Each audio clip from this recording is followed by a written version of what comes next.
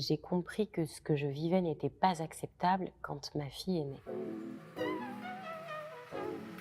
Je m'appelle Sarah Baruch, j'ai 42 ans et une petite fille de 4 ans. Avec le père de ma fille, ça n'a jamais été une relation totalement normale, sauf que la violence et l'emprise dans une relation, ça arrive à des gens qui sont un peu abîmés. Moi, il m'était déjà arrivé pas mal de petites galères qui arrivent à beaucoup de femmes, trop de femmes. Je suis arrivée dans cette relation déjà très abîmée, très fragile, ce qui était déjà des signes d'un déséquilibre dès le départ. Moi, je les prenais comme la preuve d'une importance que j'avais pour lui. Voilà, il me surveillait beaucoup, il me mettait beaucoup de conditions, de règles au quotidien. Plutôt que de m'enfuir, je me disais, c'est que je compte vraiment pour lui. Et donc, j'ai laissé cette situation s'aggraver sans me rendre compte à quel point finalement ça pouvait être dangereux. Le premier véritable choc que j'ai eu, ça a été au bout de 4 ans de relation où je suis tombée enceinte. C'était pas prévu, mais ça arrive dans un couple d'adultes qui est censé s'aimer et où il voulait pas de cet enfant et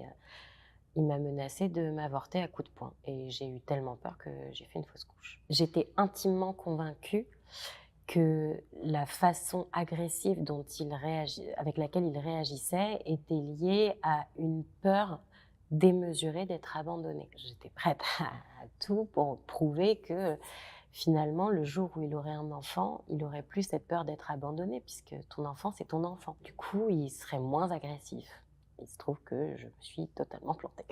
J'ai compris que ce que je vivais n'était pas acceptable quand ma fille est née, parce qu'elle m'a apporté ce regard extérieur. Et en fait, j'avais l'impression que je fabriquais une future victime au quotidien. En la laissant assister à des scènes inacceptables, je la laissais grandir dans un climat où elle considérerait que c'est normal de menacer de mort une femme parce qu'elle n'a pas vu qu'il restait des miettes sur la planche de pain. Et ça m'a transi de peur. Voilà. Donc elle a activé en moi un besoin de lui faire vivre autre chose. Le déclic pour partir, ça a été la dispute de trop, ou celle où en tout cas j'ai vu le danger immédiat. Pour moi, il ne pouvait pas y avoir d'étape d'après. J'ai appelé au secours, on est venu me chercher, j'ai pris 2 biberons et je suis partie. Quand je suis arrivée chez mes parents, c'était très bizarre parce que donc j'avais 40 ans, un bébé de 16 mois et je revivais dans ma chambre d'adolescente et de petite fille. J'avais honte parce qu'il y avait des photos de moi petite partout. J'avais l'impression d'avoir trahi cette petite fille qui avait des rêves.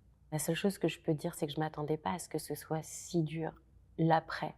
On a l'impression que ça va mieux une fois qu'on s'en va. Il y a des années, des mois en tout cas, très très difficiles. Et aujourd'hui, c'est ça que je répète. Une fuite, ça se prépare de façon concrète. C'est-à-dire qu'il faut avoir des papiers, il faut avoir de quoi assumer les jours qui vont suivre sans avoir à retourner chez soi. Mais il faut être prêt psychologiquement parce qu'il y a de la culpabilité, parce qu'il y a des menaces, parce qu'il y a tous les jours des épreuves. Il y en a tous les jours, des convocations, des épreuves en fait quotidiennes que le corps ne suit pas toujours. Moi, je sais que quand je suis repartie avec ma fille vivre dans mon bureau après avoir été chez mes parents, j'étais tellement épuisée que je suis tombée dans les escaliers, je me suis cassée la cheville. En fait, ça s'arrête pas, les épreuves.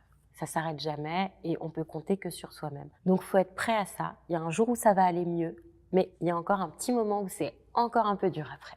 Voilà.